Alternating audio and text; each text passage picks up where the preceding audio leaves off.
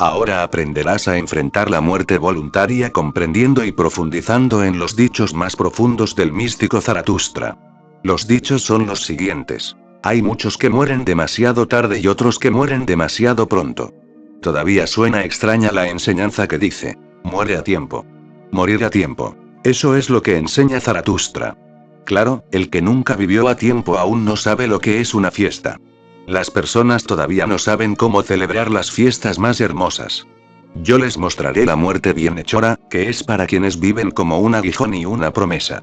Quien se realiza por completo muere su muerte victoriosa, morir así es lo mejor, pero lo segundo mejor es morir en combate, entregando un alma grande. Pero tanto el guerrero como el vencedor odian esa muerte aterradora de ustedes, que se arrastra como un ladrón y aún así llega como una soberana. La muerte que yo predico es la mía. La muerte voluntaria, que llega porque yo la elijo. ¿Y cuándo la elegiré? Quien tiene una meta y un heredero quiere la muerte en el momento justo para esa meta y para ese heredero.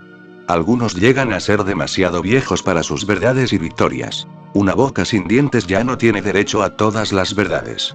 Quien aspira a la gloria debe despedirse a tiempo de los honores, y practicar el difícil arte de irse en el momento justo. Ojalá vinieran predicadores de la muerte rápida. Serían como las tormentas y sacudidas necesarias del árbol de la vida. Pero solo escucho predicar sobre la muerte lenta y la paciencia con todo lo terrenal. ¿Por qué no quedarse en el desierto, lejos de los buenos y justos? Tal vez habría aprendido a vivir y a amar la tierra, y también a reír. Que su muerte no sea una blasfemia contra las personas ni contra la tierra, amigos míos. Eso es lo que pido de la miel de su alma. Su espíritu y su virtud deben seguir brillando incluso en su agonía, como el resplandor del atardecer alrededor de la tierra. De lo contrario, su muerte habrá sido en vano. Así quiero morir yo, para que, gracias a mí, amen más la tierra, amigos míos. Y quiero volverme tierra para encontrar mi descanso en la que me dio la vida. En verdad, Zaratustra tenía una meta y lanzó la pelota. Ahora, amigos, ustedes son los herederos de mi meta. A ustedes les lanzo la pelota dorada. Amigos míos, verlos lanzar la pelota dorada es lo que más me alegra. Por eso quiero quedarme un tiempo más en la tierra. Perdónenme por eso. Antes de profundizar en los dichos de Zaratustra, es importante entender unas cuantas cosas. Primero, la muerte es el fenómeno más malentendido. La gente ha pensado en la muerte como siendo el fin de la vida, ese es el primer y básico malentendido. La muerte no es el fin sino el comienzo de una nueva vida. Sí, es el fin de algo que ya está muerto, y también es un crescendo de lo que llamamos vida, aunque muy pocos saben lo que es la vida. Viven. Pero viven en una ignorancia tal, que nunca encuentran su propia vida. Y para estas personas es imposible conocer su propia muerte, porque la muerte es la experiencia última de esta vida y la experiencia inicial de otra. La muerte es la puerta entre dos vidas, una es dejada atrás, otra está esperando por delante.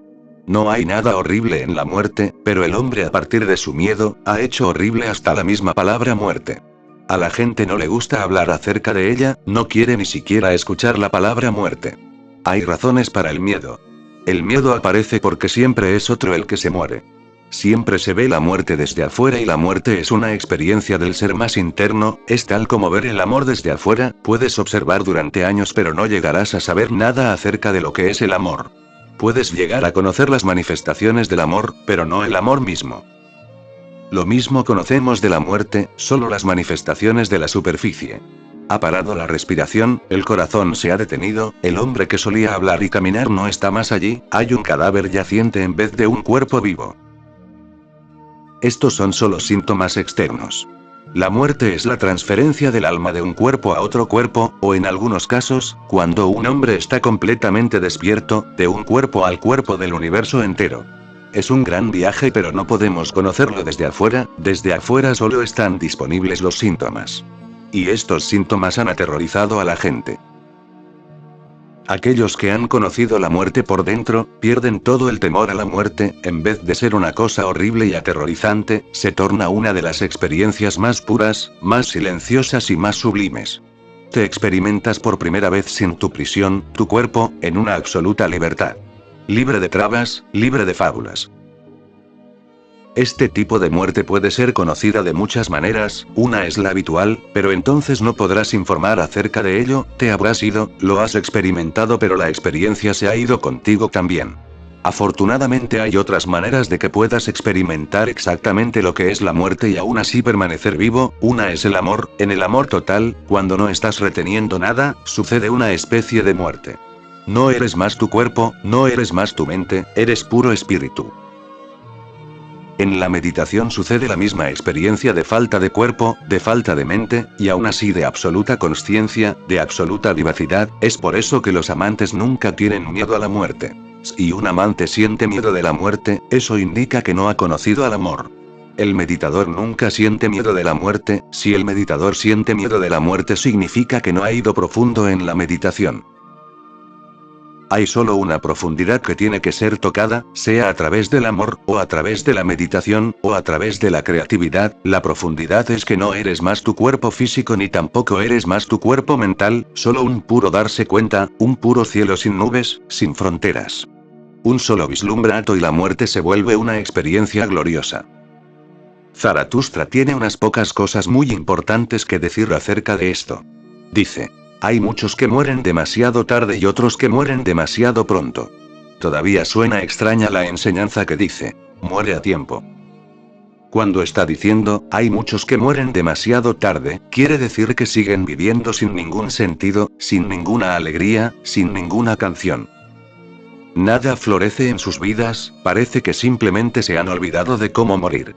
Siguen viviendo aunque la vida no tiene ya jugo para ellos, ni excitación ni éxtasis, pero no son lo suficientemente valientes como para dejar que su cuerpo muera.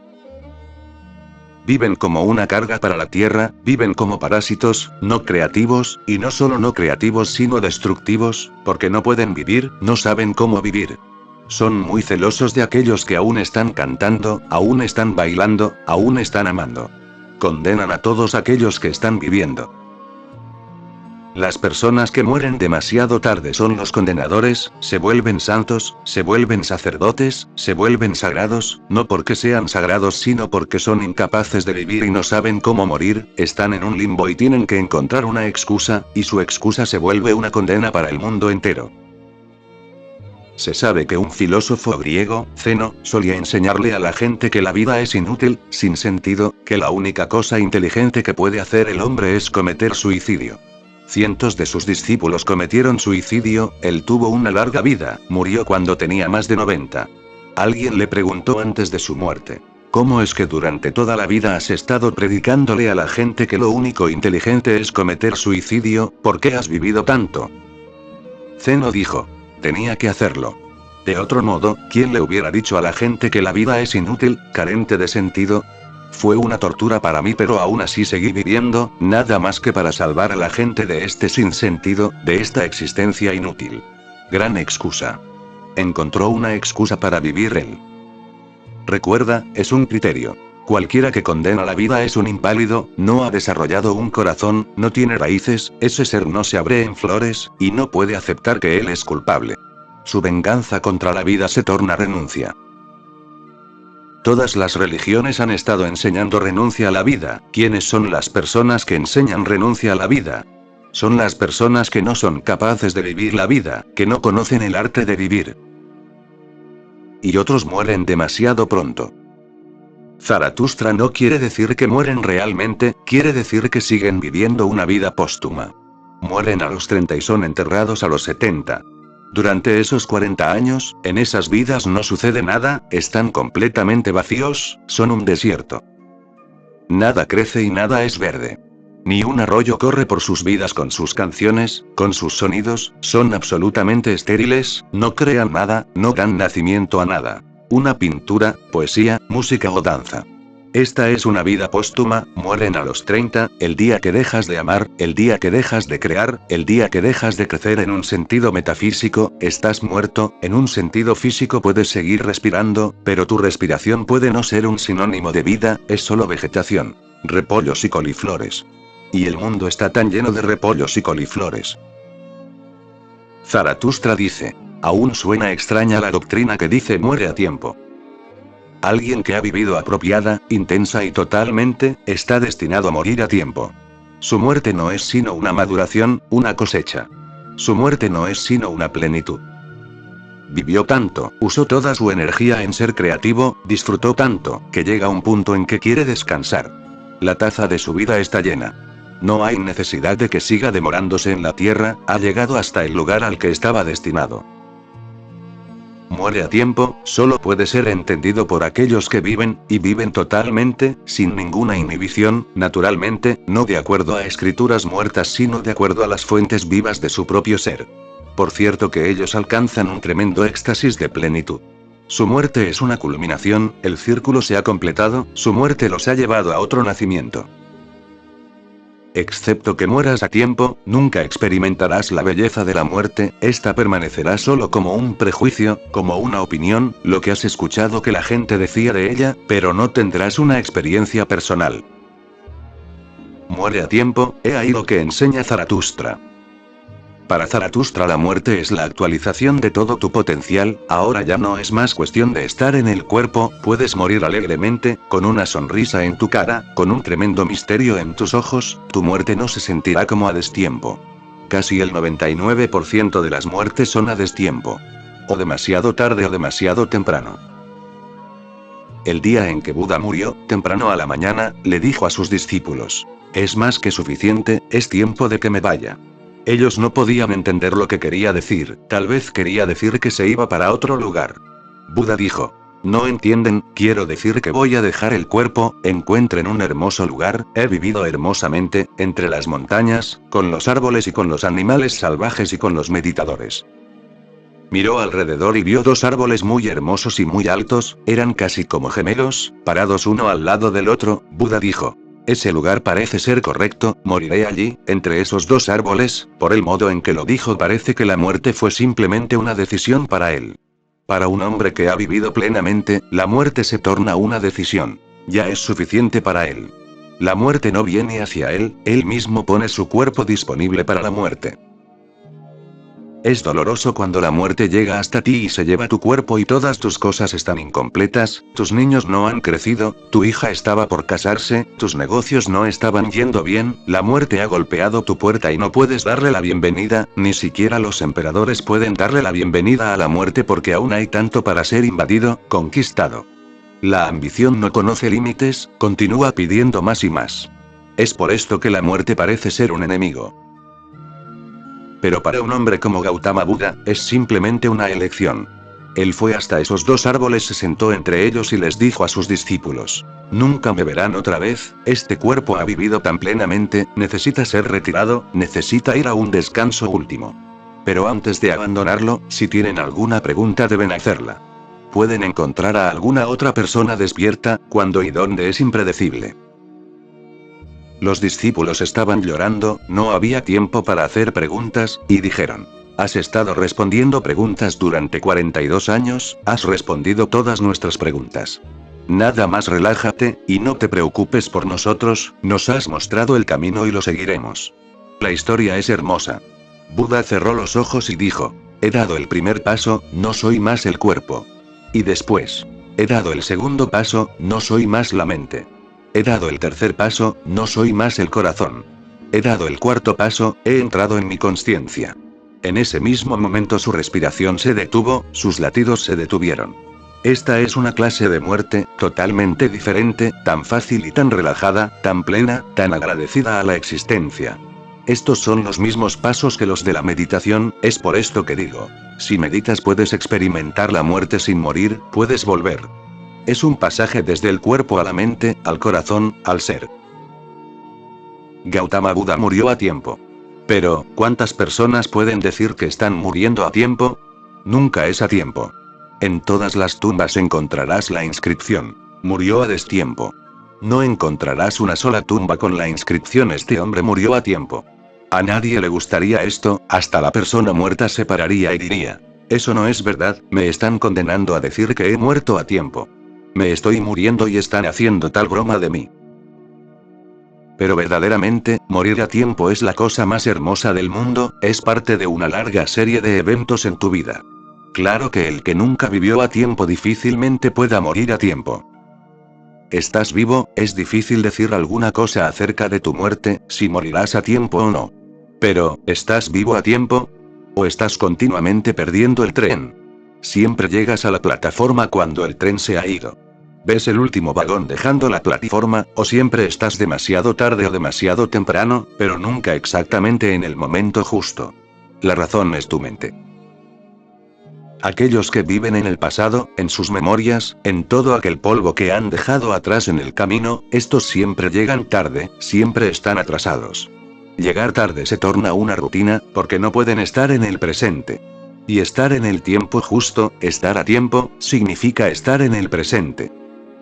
Por otra parte, hay personas que están viviendo en el futuro, ellos están siempre planeando para mañana, lo que van a ser mañana. Siempre están por delante del tiempo, ya han perdido el tiempo justo. Este estado, de estar en el pasado o en el futuro, es tan inconsciente, que casi todos están divididos en estas dos categorías. Los orientados al pasado y los orientados al futuro, es muy raro encontrar a alguien en el presente, aquí y ahora. Solamente una persona que vive cada hora, sin ser obstaculizado por el pasado o por el presente o por el futuro, que simplemente vive en este mismo momento, no con un esfuerzo, porque el momento es muy pequeño, un ligero esfuerzo y ya no estás más en él, excepto que vivas muy relajadamente, no puedes vivir en el ahora. Viviendo relajadamente, cada momento de tu vida se torna rico, porque estás ahí totalmente, cada momento, con todo tu amor, con toda tu inteligencia, con todo tu ser, un momento tan pequeño se torna desbordante con tu inteligencia, con tu amor, con tu ser mismo, se torna tal satisfacción. El secreto es conocido. Es un secreto abierto. Sabes que siempre tienes un solo momento por vez, no tienes 2 momentos o 3 momentos. Si puedes vivir un momento totalmente, conoces todo el secreto de la vida porque siempre tienes un solo momento y sabes cómo vivirlo. Este tipo de vida es la única vida correcta y este tipo de vida puede tener un crescendo de una muerte correcta. La muerte correcta tiene que ser ganada por una vida correcta. Pero las personas están vagabundeando por todos lados, en el pasado, en el futuro, en las memorias, en los sueños, perdiéndose este pequeño punto. Que este presente es la única vida que tienes. No puedes vivir tu pasado, no está más.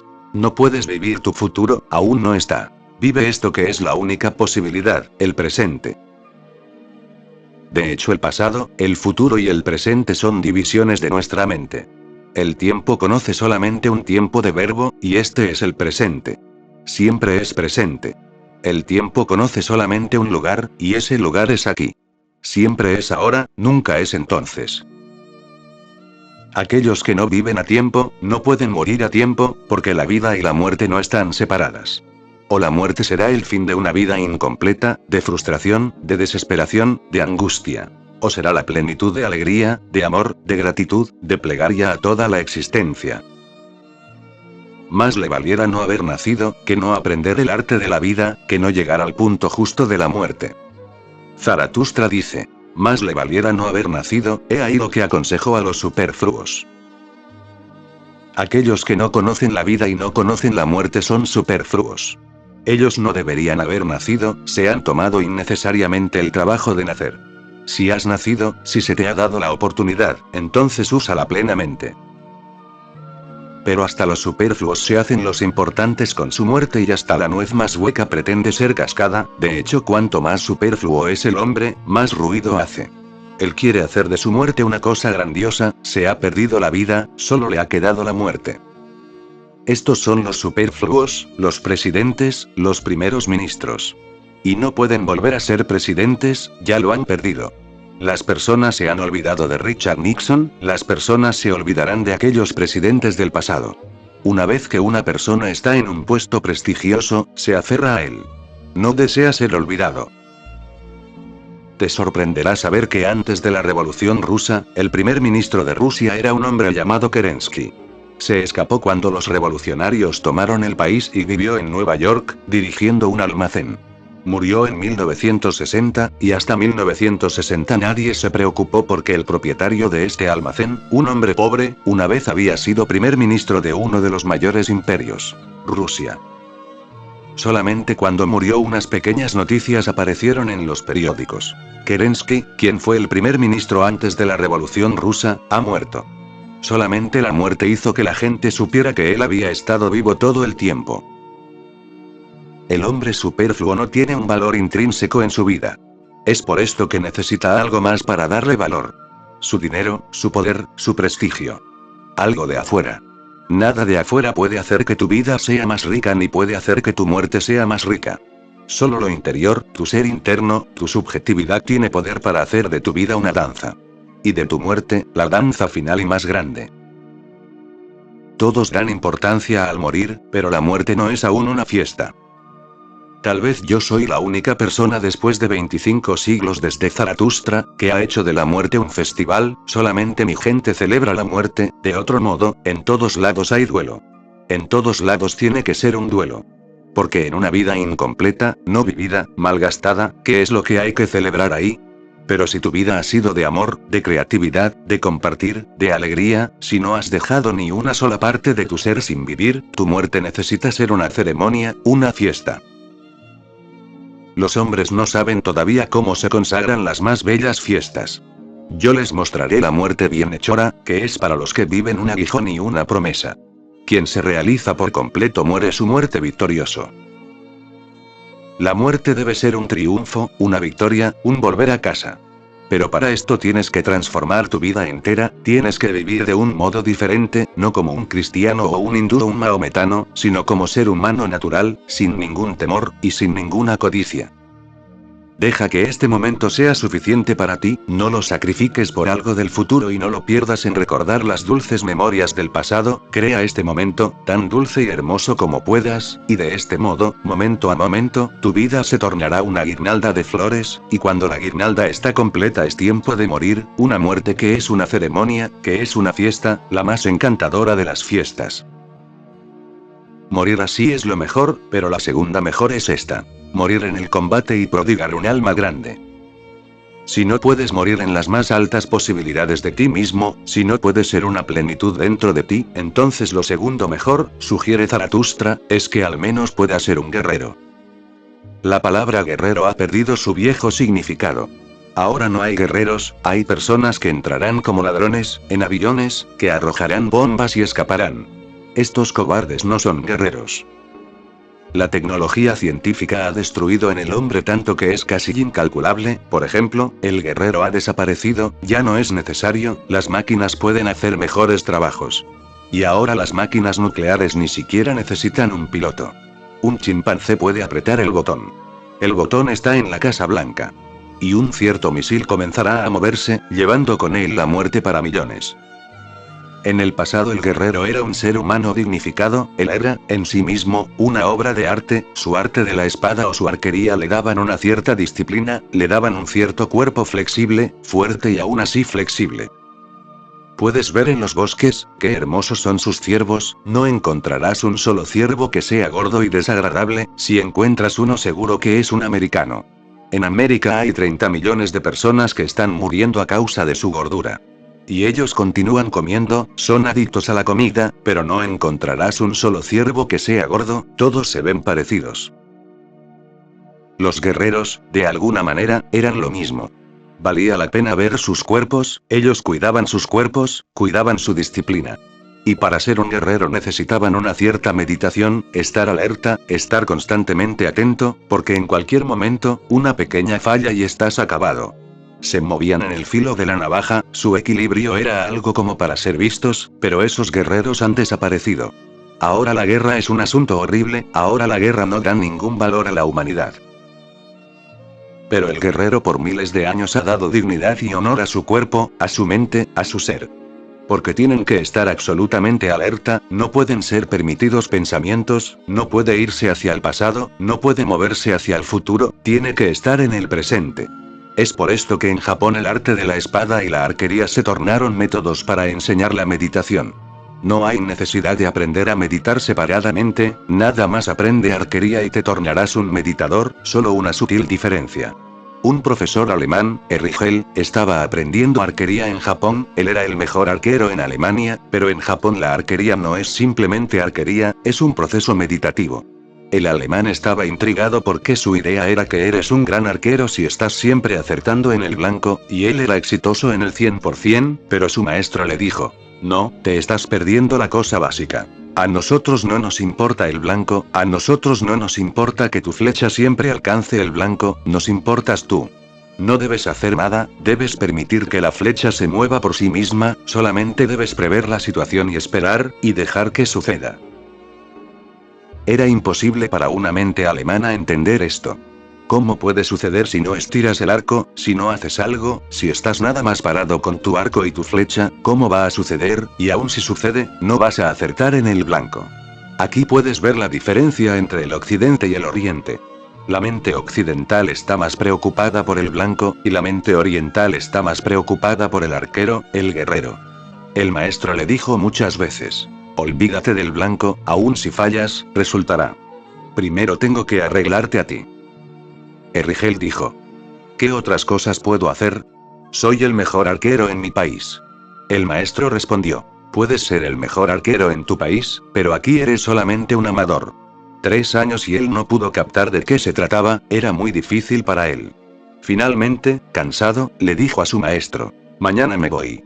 El maestro le dijo: lo siento por ti. Pero antes de irte mañana, vuelve, toma un té conmigo y después puedes irte. Cuando vino a tomar el té con él, el maestro estaba enseñando a algunos otros discípulos arquería, él se sentó en un banco y nada más observó, y por primera vez no era de su incumbencia, por primera vez estaba relajado. Otras veces la tensión había estado allí, preguntándose cómo dejar que sucediera. Pero hoy estaba relajado en el jardín de su maestro, observando.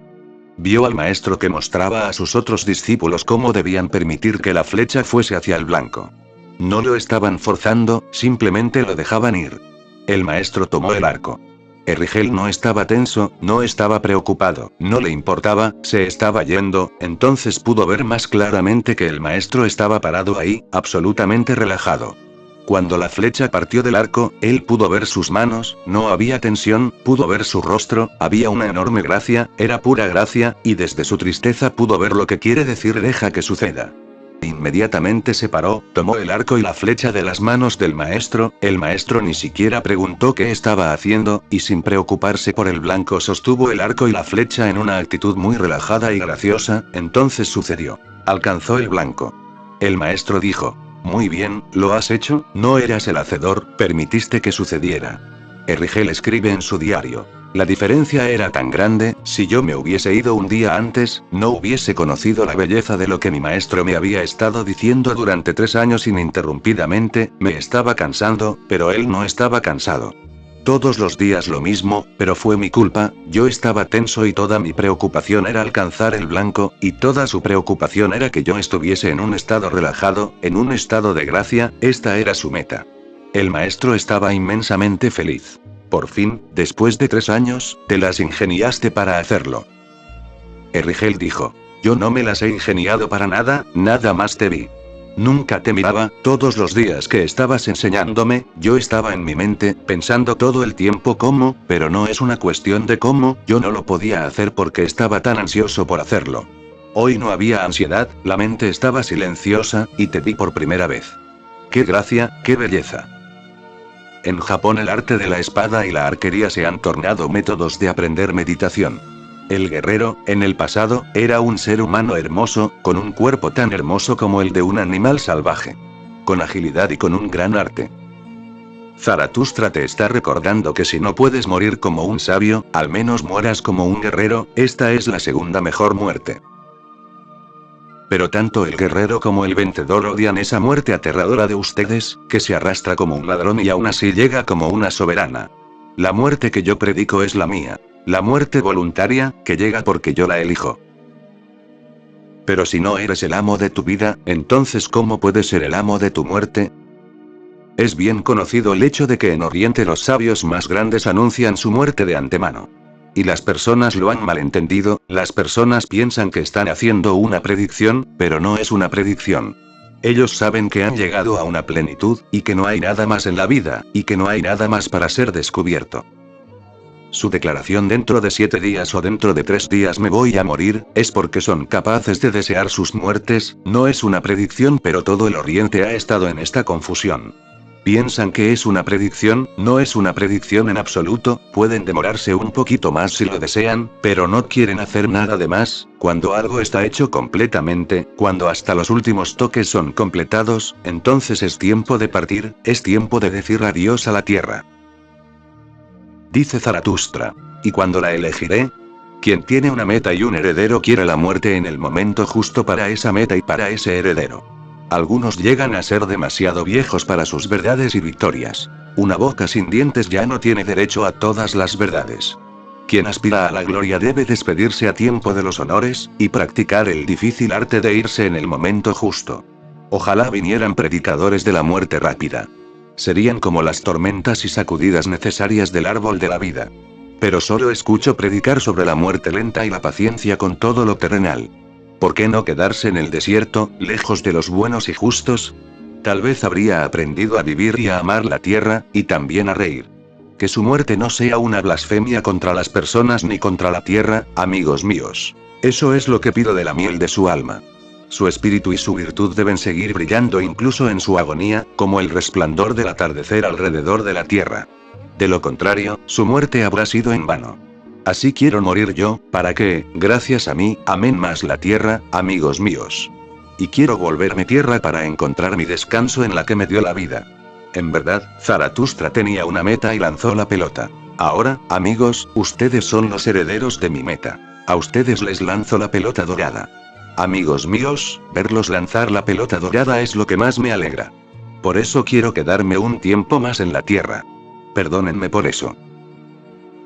Zaratustra es incomparable en muchos de sus insights. Esta puede ser una de las más grandes lecciones. Que si deseas una muerte gloriosa y no una desagradable y despreciable, debes comenzar a vivir tu vida desde este mismo momento. Tu asunto debe ser la totalidad, vivir totalmente, quemar tu antorcha de vida desde ambos lados. En el momento en que te sientas pleno, serás capaz de morir totalmente, no te aferrarás a la vida.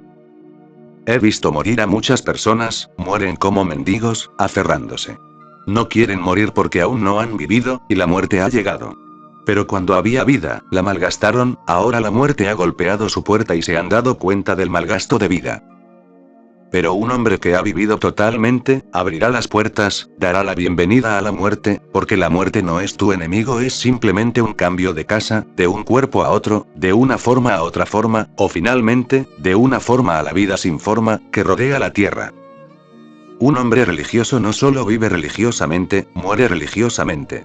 Un hombre de arte, un artista, vive artísticamente, y no solo vive artísticamente sino que muere con gran arte. Un maestro zen le preguntaba a sus discípulos, había llegado el momento de su muerte y él decía: antes de irme deseo descubrir alguna manera única de morir, ustedes me conocen, yo no quiero ninguna repetición, ninguna copia. Ser nada más que un seguidor de alguien, díganme si hay alguna manera por la que pueda morir de un modo único. Un hombre sugirió: tal vez puedas morirte en una postura de loto. Pero otro le dijo: muchos sabios han muerto en una postura de loto, entonces eso no es nuevo. Y alguien le dijo: puedes morir parado. Y se quedaron conversando como si fuera nada más que un chiste, debía ser un chiste. Pero un hombre objetó: yo sé acerca de un hombre que se murió parado.